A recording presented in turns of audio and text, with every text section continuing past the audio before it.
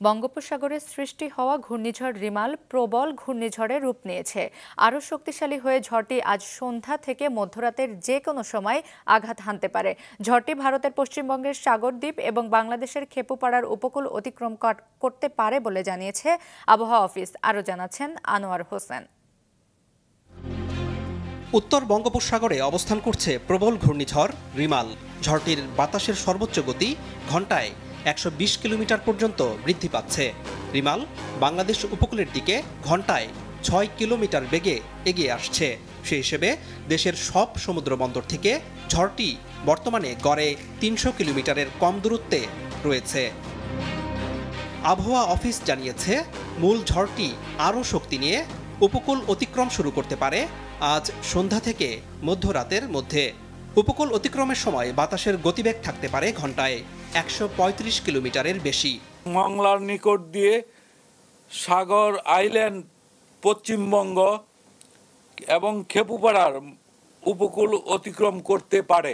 এই প্রভাব এটা খুব ভয়াবহ অবস্থায় হবে। এখানে এটা আজকে রাতের পরেও এটা সেন্টার অতিক্রম করবে রাত 12টায় ধরেন।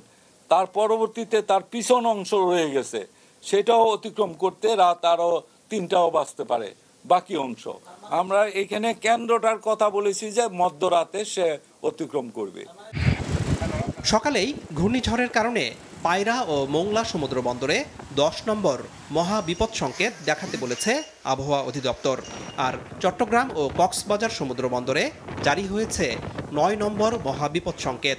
রিমাল অতিক্রমের সময় উপকূলীয় জেলাগুলো স্বাভাবিক জোয়ারের চেয়ে 8 থেকে 12 ফুট অধিক উচ্চতার জলোচ্ছ্বাসে প্লাবিত হতে পারে। এছাড়া দেশ জুড়ে ব্যাপক বৃষ্টিও হবে। প্রবল ঘূর্ণিঝড়ের প্রভাবে রাজশাহী, রংপুর, ময়মনসিংহ, ঢাকা, খুলনা, বরিশাল ও চট্টগ্রাম এবং সিলেট বিভাগের দমকা অথবা জোরো হাওয়া সহ ভারী থেকে অতি ভারী বর্ষণ হতে পারে। অতি ভারী বর্ষণের প্রভাবে কক্সবাজার, বান্দরবান, রাঙ্গামাটি, খাগড়াছড়ি ও চট্টগ্রামের পাহাড়ি অঞ্চলে কোথাও কোথাও ভূমিধস হতে পারে। আবহাওয়া অফিস জানিয়েছে, আজ বিকাল 3টা নাগাদ রিমালের অগ্রভাগের মেঘ উপকূলের কাছে চলে আসবে। আনোয়ার হোসেন, মাছরাঙা সংবাদ, ঢাকা।